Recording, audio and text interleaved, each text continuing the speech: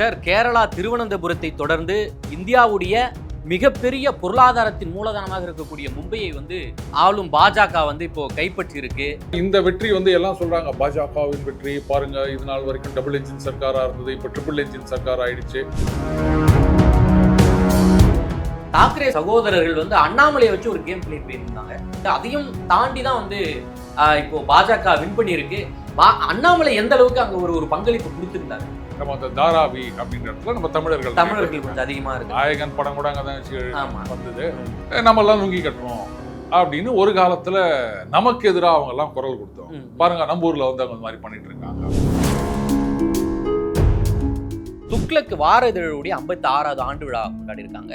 அங்க அண்ணாமலை பதவியிலிருந்து, அந்த தலைவர் பதவியிலிருந்து நீக்கப்பட்டது குறித்து கேள்வி எழுப்பப்படுது. அது ஒரு அமித்ஷாவுடைய யுக்தி தான் அப்படின்ற போல சொல்லியிருக்காரு. என்ன சார் அது யுக்தி? திமுக ஆட்சியை அகற்ற வேண்டும்ன்றது ரொம்ப முக்கியம். ஏன்னா இன்னொரு 5 வருஷம் திமுக ஆட்சியில உக்காந்தாங்கன்னா அது மக்கள் எல்லாம் ரொம்ப இதுவாயிருவாங்க. அப்புறம் நீங்க எல்லாம் என்னத்துக்குடா எதிர்கட்சியா இருக்கீங்க நம்ம மேல கேட்பாங்க. அதனால ஆட்சியை அகற்ற வேண்டியது முக்கியம்.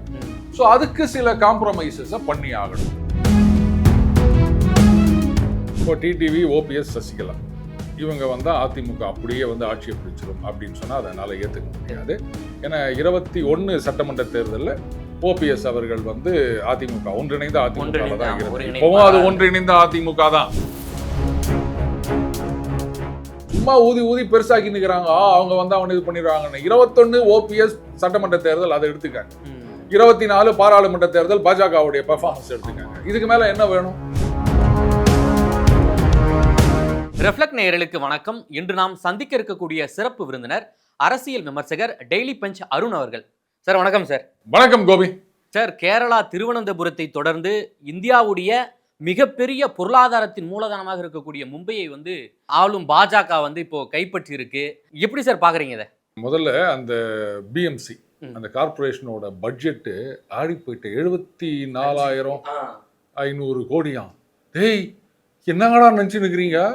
சரி, பாஜக கைப்பற்றி இருக்கின்றது அப்படின்னா எப்படி காங்கிரஸ் கிட்ட இருந்து கைப்பற்றினார்களா? ஆனா இந்த வெற்றி எல்லாம் சொல்றாங்க பாஜகவின் வெற்றி பாருங்க, இது நாள் வரைக்கும் டபுள் என்ஜின் சர்க்காரா இருந்தது, இப்ப ட்ரிபிள் என்ஜின் சர்க்கார் ஆயிடுச்சு. ஏன்னா மத்தியில, மாநிலத்துல, இப்போ அந்த பஞ்சாயத்து லெவல்ல மூணுமே பாஜக அப்படின்னு. ஆனா நான் இந்த வெற்றியை காங்கிரஸால் கிடைத்த வெற்றி அப்படிதான் பாக்குறேன். எப்படி சார்? விடுங்கப்பா, எத்தனை நாளைக்கு தான் நீங்க காங்கிரஸ் தோத்துச்சு காங்கிரஸ் ஒண்ணுக்கு ஆகாது அப்படியே சொல்லிட்டு இருக்க போறீங்க? கொஞ்சம் மாத்தி யோசிங்களேன், கொஞ்சம் பாசிட்டிவா திங்க் பண்ணுங்களேன். காங்கிரஸ் பாத்தீங்கன்னா அந்த எம்என்எஸ் அவங்களோட அலையன்ஸ் கிடையாது நீங்க சொல்றாங்க. அண்ணாண்ட பக்கம் போயிட்டு அவங்களோட இன்னொரு கட்சியோட அந்த யூபிடி அவங்களோட அலையன்ஸ்ன்றாங்க. திடசித்தமே கிடையாது. ஒரே மாநிலத்துக்குள்ளேயே இவ்வளவு குழப்பங்கள். இப்படி பண்ணதுனால தானே பாஜக, அதுக்கப்புறம் சிவசேனா, ஷிண்டே அவங்களுக்கு எல்லாம் வெற்றி கிடைச்சது. ஸோ அந்த நன்றி உணர்ச்சி உங்களுக்கு இருக்காதா? அது மட்டும் இல்ல, கட்சியை அவங்க இத்தனை நாளா வளர்த்துன்னு வந்தாங்க அப்படின்னு சொன்னா பாஜக ஜெயிச்சிருக்காது. அவங்க கட்சியை பத்தி கவலையே படாம எங்க அண்ணன் ராகுல் காந்தி அவர் அப்படி ஜாலியா வேர்ல்டு டூர்லாம் போயிட்டு வர்றாரு. அப்பப்போ அங்கெல்லாம் போயிட்டு இந்தியாவை எந்த அளவுக்கு அசிங்கப்படுத்த முடியுமோ அந்த அளவுக்கு பொய்யா பிரச்சாரமும் பண்ணிட்டு வர்றாரு. ஸோ இதெல்லாம் தான் பாஜக வெற்றிக்கு காரணம்னு நினைக்கிறேன். சும்மா பாத்தீங்களா மோடியோட இமேஜ், ஃபட்னவிஸோட செயல்திறன், அப்புறம் ஷிண்டே இப்படிலாம் நீங்க கதை ஓடாதீங்க. அண்ணன் ராகுல் காந்தி இல்லைன்னா பாஜகவுக்கு இந்த வெற்றி இருக்க முடியாது. எழுதி வச்சுக்காங்க. அவர் ஒரு குற்றச்சாட்டு வைக்கிறாரு சார். அந்த கையில விரல்ல வைக்கக்கூடிய மையை இவங்க எளிதில் அலையக்கூடிய மைய வச்சிருந்தாங்க. அதனால வாக்குகள்லாம் போலியாக போட வாய்ப்பு இருந்தது அப்படின்ற போல ஒரு குற்றச்சாட்டு வச்சிருக்காரு சார். அது எலெக்ஷன் கமிஷன்லயும் பதில் கொடுத்திருக்காங்க. வழக்கமா அந்த இங்கு தான் வைப்பாங்க, சில இடத்துல ஏதோ அந்த மார்க்கர் பென் யூஸ் பண்ணாங்க. அது ஏன் பண்ணாங்க அப்படின்றது தெரியல. இருந்தாலும் ஓட்டிங் பர்சன்டேஜ் 56% தான் வந்திருக்கு. ஆமா. அடுத்தது நீங்க மை வைக்கிறீங்க வைக்கலன்றது கூட செகண்டரி கோபி. இப்போ நீங்கள் அங்கே போனீங்கன்னா முதல்ல உங்க பேரு, அதுக்கப்புறம் உங்க ஓட்டர் ஐடென்டி கார்டு, அது இல்லைன்னா ஆதார் கார்டு ஏதாவது காமிக்கணும். மூஞ்சில அஃப்கோர்ஸ் ஆதாரில் இருக்க ஃபோட்டோக்கும் நம்ம நிஜத்தில் இருக்கிறதுக்கும் பெரிய இது தொடர்பு இருக்காது. அது யாரோ மாதிரி இருக்கும். பட் ஸ்டில் நான் போயிட்டு உங்க இடத்துல போய் ஓட்டு போடுறோம் அப்படின்னா பார்த்தாலே தெரியாதா? அதனால இந்த மாதிரி கள்ள ஓட்டு அப்படின்றதெல்லாம் சொல்ல முடியாது. கள்ள ஓட்டு போட்டுருந்தா ஒரு 80% வந்திருக்கணும். அதுல வாக்குப்பதிவு 56% தானே மொத்தமே வந்திருக்குதுன்றாங்க. அப்புறம் இதுல எங்கேருந்து ஒவ்வொருத்தரும் ஒரு ஓட்டே போடல. அப்புறம் தானே 2 ஓட்டு 3 ஓட்டு போடுறது. வந்ததே அங்க 50% தான். அதான் பாதி பேர் தான் ஓட்டு போட்டுக்கிறாங்க, மீதி பேர் ஓட்டே போடல. அப்புறம் வந்து நீங்க வந்து 2 ஓட்டு 3 ஓட்டு இப்படிலாம் சொன்னா என்னங்க அர்த்தம்? அதாவது ஏதாவது ஒரு காரணம் சொல்லணும். இவிஎம்னு சொல்லுவாங்க, அதுக்கப்புறம் எஸ்ஐஆர்னு சொல்லுவாங்க, ஓட் சோரின்வாங்க. இந்த தடவை ஏதாவது புதுசா சொல்லணுமே, எத்தனை நாளைக்கு ஒரே மாதிரி சொல்லிட்டு, அதனால கொஞ்சம் மாத்தி யோசி அப்படின்றத அவங்கள வந்து பிராக்டிஸ் பண்ணிட்டு விடுங்க. அடுத்த எலெக்ஷன்ல என்ன சொல்றாங்க அப்படின்னு ஒரு போட்டி கூட வைக்கலாம். அடுத்த எலெக்ஷன்ல அவங்க என்ன சொல்லுவாங்க, சரியாக கண்டுபிடிப்பவர்களுக்கு ஒரு டபரா டம்ளர் பரிசு அப்படின்னு நீங்க அனௌன்ஸ் பண்ணுங்களேன். சார், அடுத்து என்ன மாதிரியான திட்டங்களை வச்சிருக்கு பாஜக மும்பையை வளர்ச்சி பாதையில கொண்டு போறதுக்காக? ஏன்னா 20 வருஷம் கழிச்சு நீங்க வந்திருக்கீங்க. சோ என்ன மாதிரியான திட்டங்கள் வச்சிருக்காங்க, எப்படி கொண்டு போவாங்க? அது பாட்டுக்கு வந்துட்டே இருக்கும் திட்டங்கள்லாம். இத்தனை வருஷமா வந்து ஏதோ ஒரு விதத்துல பாஜகவும் அங்க இருந்திருக்கின்றது. ஒன்றும் இல்லை, முதல்ல அங்க இருக்கிற அந்த ரோடெல்லாம் சரி பண்ணுங்க. பினான்சியல் கேபிட்டல் ஆஃப் இந்தியா அப்படின்னு சொல்றோம். அவ்வளோ பட்ஜெட், 75,000 கோடி பட்ஜெட். ஆனாலும் மழை பெஞ்சதுன்னா டபுக்குன்னு பள்ளம் வந்துருது. அதை என்ன பண்ண போறாங்கன்னு தெரியல. பெரிய பெரிய திட்டம்லாம் நீங்க அப்புறம் கொண்டு வாங்க. முதல்ல இங்க இருக்கிற அந்த ஓட்ட உடசல் எல்லாம் வந்து பட்டி பார்த்து டிங்கர் பண்ணீங்கன்னா அதுவே ஒரு பெரிய விஷயம் அப்படின்னு. ஏன்னா இப்ப வந்து அவங்க யாரையும் குறை சொல்ல முடியாது பாருங்க. இதுக்கு முன்னாடியாவது ஒண்ணு மாநில அரசாங்கம் வேற கட்சியா இருக்கலாம், இவங்க வேற கட்சியா இருக்கலாம், இல்ல மத்திய அரசாங்கம் வேற கட்சியா இருக்கலாம், அவங்க மேல எல்லாம் பழி போடலாம். இப்ப டாப் டு பாட்டம் இவங்க தான் இருக்காங்க. அப்ப யார் மேலேயும் குறை சொல்ல முடியும். சோ இன்னும் ஒரு 2 வருஷத்துக்குள்ள முதல்ல இதை கான்சென்ட்ரேட் பண்ணணும். ஏன்னா மழை காலம் வந்தாலே நம்ம ஊர் மாதிரியே தான் அங்கேயும், இதை விட அங்கே பயங்கரம். ஏன்னா அங்கே மழை வந்து திடீர்னு டபக்குன்னு போட்டு அடிக்கும், எங்கே பார்த்தாலும் தண்ணி வந்துச்சு அப்படின்வாங்க. ஸோ அதை முதல்ல செஞ்சாலே அதுவே ஒரு பெரிய விஷயம். சார், இந்த முறை பார்த்தீங்கன்னா தாக்கரே சகோதரர்கள் வந்து அண்ணாமலையை வச்சு ஒரு கேம் பிளே பண்ணியிருந்தாங்க. அதை நீங்கள் பார்த்துருக்க முடிஞ்சது. அதையும் தாண்டி தான் வந்து இப்போ பாஜக வின் பண்ணியிருக்கு. அண்ணாமலை எந்த அளவுக்கு அங்கே ஒரு பங்களிப்பு கொடுத்துருந்தாரு? கோபி எதையோ ஒன்று சொல்லணுமே அப்படின்றதுக்காக ஒன்று பேசிட்டு போறாங்க அவங்க தாக்கரே பிரதர்ஸ். இப்போ நான் சொல்ல கால உடைப்பேன் கையை உடைப்பேன் மிகப்பெரிய ஒரு மோதலுக்கு வந்துருச்சு. இப்போ நான் ஒன்று சொல்றேன்னு வச்சுக்கோங்களேன், கோபி நீங்க வந்து இந்த சேனலுக்கு மட்டும் இல்லை, இந்தியாவுக்கே நீங்க ஒரு பெரிய ஆங்கர் அப்படின்னு சொன்னா அதை நீங்க பெருமையா எடுத்துக்கணும், உங்க சேனலும் பெருமையா எடுத்துக்கணும். கரெக்டா?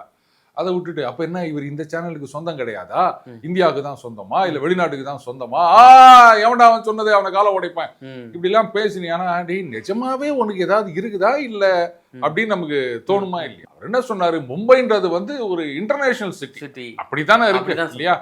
அதைத்தான் அவர் சொல்லி இருக்காரு. இதுனா மகாராஷ்டிராவுக்கு மட்டும் சொந்தமா, இது உலகத்துக்கே சொந்தம் அப்படின்னு சொன்னா அதை வந்து நம்ம பெருமையா எடுத்துக்கணும். ஆஹா, இப்போ நியூயார்க் எடுத்துக்காங்க, இல்ல லண்டன் எடுத்துக்காங்க. இந்தியா என்றாலே டெல்லிக்கு அடுத்து மும்பை தான் ஒரு இதுவா சொல்றாங்க. லண்டனை வந்து நீங்க வந்து பிரிட்டனுக்கு மட்டும் சொந்தம்னு சொல்ல முடியாது. அது பல காலங்களா வந்து உலகத்துக்கே ஒரு இன்டர்நேஷனல் சிட்டியா இருந்த ஒரு விஷயம்.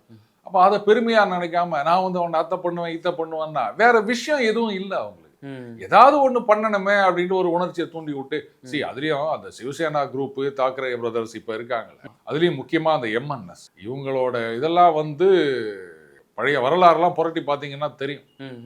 ஒரு காலத்துல அப்படி என்னதான் சார் பழைய வரலாறு? ஏன்னா வந்து அந்த ஏதோ தோட்டி பஜாங் ஏதோ இந்தி வார்த்தையில ரெண்டெல்லாம் போட்டு லுங்கி ஓடி அடி அப்படின்ற போலாம். அதாவது நம்ம அந்த தாராவி அப்படின்ற இடத்துல நம்ம தமிழர்கள் கொஞ்சம் அதிகமா இருக்கு. நாயகன் படம் கூட அங்கதான் வந்தது. நம்ம எல்லாம் லுங்கி கட்டுறோம் அப்படின்னு ஒரு காலத்துல நமக்கு எதிராக அவங்க எல்லாம் குரல் கொடுத்தோம். பாருங்க நம்ம ஊர்ல வந்து அவங்க மாதிரி பண்ணிட்டு இருக்காங்க அப்படின்னு. அதுக்கப்புறம் ஒரு காலகட்டத்தில் பார்த்தீங்கன்னா எல்லாம் பீகார் அங்கேருந்தெல்லாம் வந்து இங்கே வந்து இது பண்ணிட்டாங்க அப்படின்னு. இப்படியே வந்து எதிர்ப்பு அரசியல் மட்டும்தான். ஒரு பாசிட்டிவா ஒரு அரசியல் பண்ணி ஜெயிக்கணும், நாங்க வந்து அதை பண்ணோம் இதை பண்ணோம் அப்படி கிடையாது. அவன் வந்து சரியில்லை, இவன் சரியில்லை, இவனாலதான் நம்ம இது மாதிரி பண்ணிவிட்டோம். இப்படியே நெகட்டிவா பண்ணிங்கன்னா ஜனங்க கடுப்பாயிருவாங்க ஒரு காலகட்டம். கிட்டத்தட்ட சீமான் மாதிரி அப்படின்னு. ஸோ அது ஒர்க் அவுட் ஆகாது. ஒரு அண்ணாமலை சொன்னதுல என்ன தப்பு? கரெக்டா தான் சொல்லியிருக்காரு. இல்ல அந்த மும்பை நகரம்ன்றது மராட்டியர்களால் உருவாக்கப்பட்ட நகரம், நீங்க எப்படி இதை இப்படி சொல்லலாம் அப்படின்ற போல கொந்தளிச்சிருக்காங்களே. இதுல என்னங்க இருக்கு? இல்ல எங்களுடைய நகரத்தை வந்து நீங்க மொத்த ஹோல் இந்தியாவுக்கும் நீங்க உரிமை கொண்டாடுறீங்களா, அந்த அளவுக்கு அவங்க ஒரு இன பாகுபாடு பார்த்துருக்காங்களே சார். இப்போ அண்ணல் அம்பேத்கர் அவர் அங்கேருந்து தானே வந்தார். ஆனா அவர் என்ன மகாராஷ்டிராவுக்கு மட்டுமான தலைவரா? ஒட்டுமொத்த இந்தியாவுக்கும் எல்லா மக்களும் கொண்டாடுகிற ஒரு தலைவர். அப்ப அவர் வந்து என்னங்க, அவர் எங்க ஊர்ல பிறந்த அவரை வந்து நீங்க ஒட்டுமொத்த இந்தியாவுக்கும் நீங்க தலைவரா சொல்றீங்க அப்படின்னு யாராவது கேட்கிறோமா? பெருமைப்படுறோம்.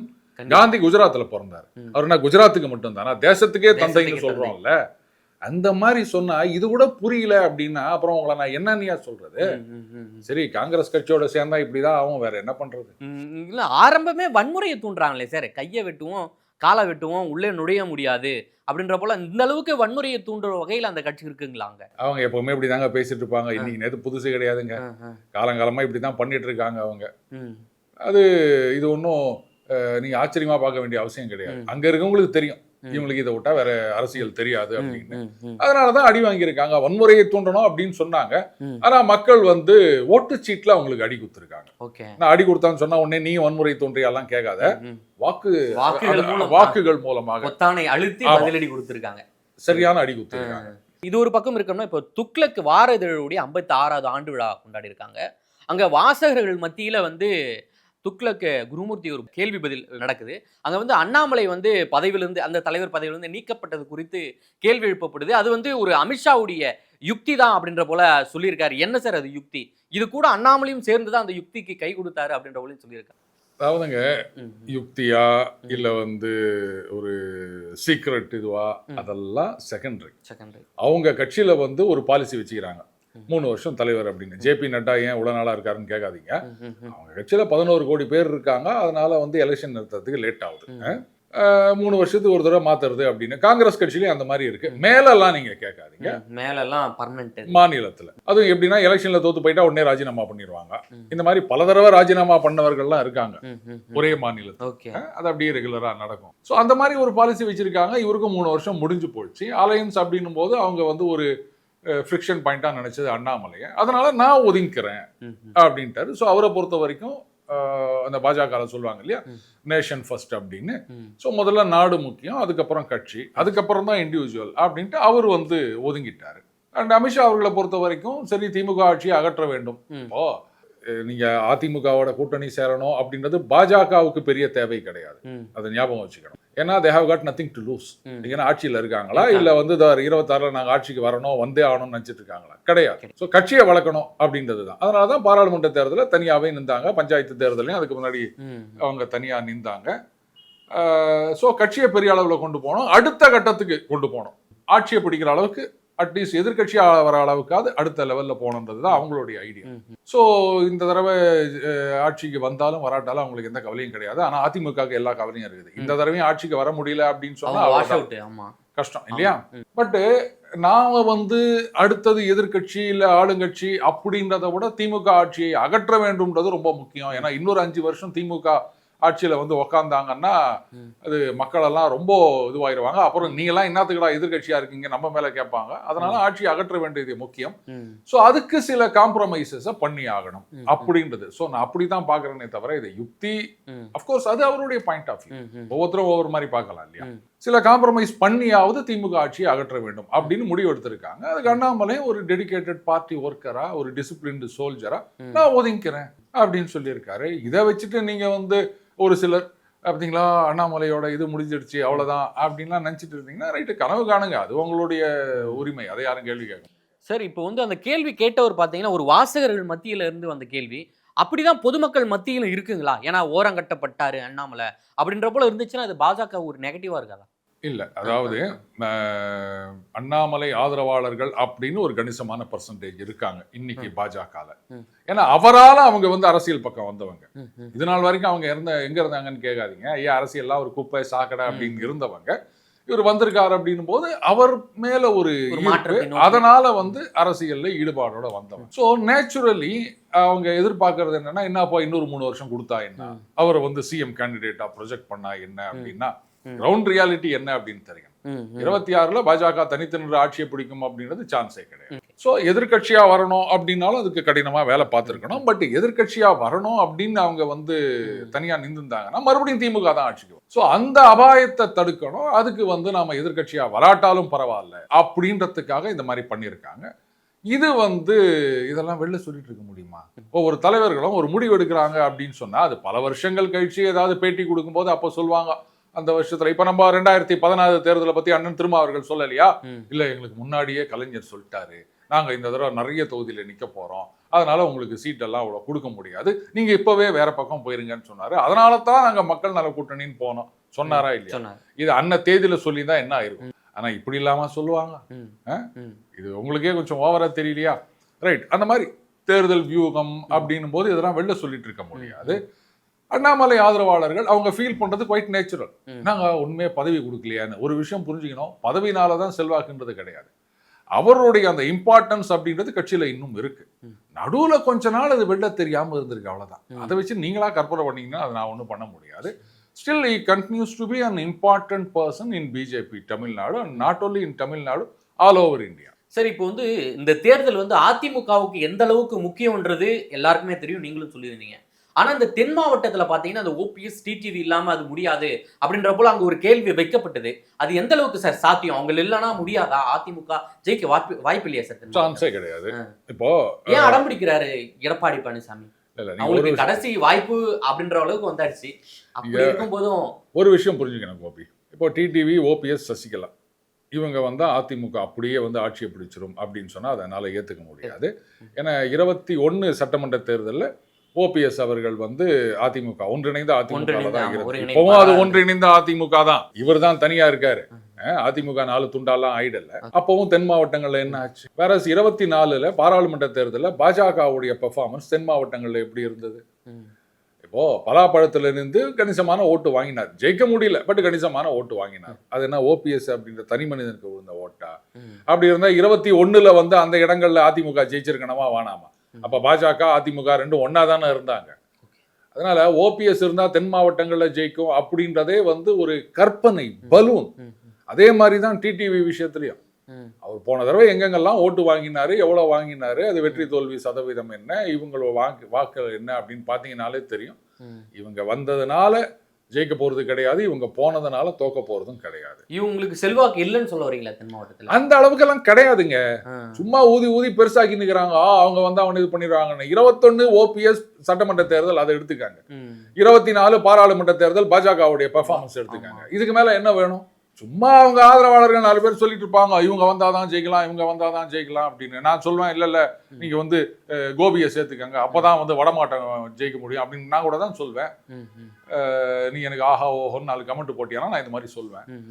ஆதரவாளர்கள் சொல்றதெல்லாம் விட்டு தள்ளுங்க. கிரவுண்ட் ரியாலிட்டி அது கிடையாது சார். இப்ப இருக்கிற கிரவுண்ட் ரியாலிட்டி சார், இப்ப இருக்கிற அந்த திமுக மீதான எதிர்ப்பலைகள் வந்து அவர் வந்து அதிமுக கூட இருந்தா ஜெயிக்கும் அப்படின்ற நிலை இல்லைங்களா? இப்போ கிடையாதுங்க. எதிர்ப்பாலை இருக்கு அப்படின்னா அது அதிமுக பாஜக கூட்டணியே போதும். எதுக்கு ஓபிஎஸ் டிடிவி இல்ல? அவங்க தனியாவே நிக்கட்டும், ஓட்டு விடாது, நின்றுதான் பாக்கட்டமே. அதனால அதெல்லாம் பயந்துட்டு நீங்க அவங்கள வந்து சேர்க்கணும். இப்ப ஓபிஎஸ் என்ன வந்து தனியா வந்து நிப்பாரா, இல்ல வந்து அதிமுக சேரணும்னு சொல்லுவாரா? வந்தவொடனே என்ன பண்ணுவாரு? நான் ஒரு சாதாரண தொண்டனா சேர்றேன் அப்படின்னு வர, எனக்கு ஏதாவது பதவி கொடுங்கன்னு. சசிகலா அவங்க வந்தாங்கன்னா நான் தான் பொதுச் செயலாளர், இத்தனை நாளா நான் அதை தான் சொல்லி நிக்கிறேன், எங்க டிவில நாங்க அதைத்தான் போட்டு நிக்கிறோம், அதிமுக பொதுச் செயலாளர். நீங்க என்ன புதுசா சொல்றீங்க? இபிஎஸ் நீங்க நவருங்க, நான் அந்த சேர்ல உட்காருவாங்கன்னா என்ன பண்ணுவீங்க? நீங்க கட்சி ஒழுங்கா இருக்கிறது பிடிக்கலையா? ஏதாவது கலாட்டா பண்ணிட்டு இருக்கணும்னு பாக்குறீங்களா? அதனால அவங்க எல்லாம் சேரவே வேணாங்க. வேணும்னா என்டிஏல ரைட்டு, நாங்க ஒரு ஓரமா ஒரு கூட்டணி 2 3 சீட்டோ யாருக்கோ ஏதோ கொடுக்குறோம், வாங்கிக்கோங்க, அப்படிதான் இருக்கணுமே தவிர எங்க பார்ட்டிசிபேஷன் இல்லாம உங்க கூட்டணி ஜெயிக்காது அப்படின்னு சொன்னா சாரி, அதை ஏத்துக்கிறதுக்கு நான் தயாரா இல்லை. மிக்க நன்றி சார். நேரில் வந்து பல்வேறு தகவலை நடப்பு அரசியல் குறித்து பேசியமைக்கு நன்றி கோபி.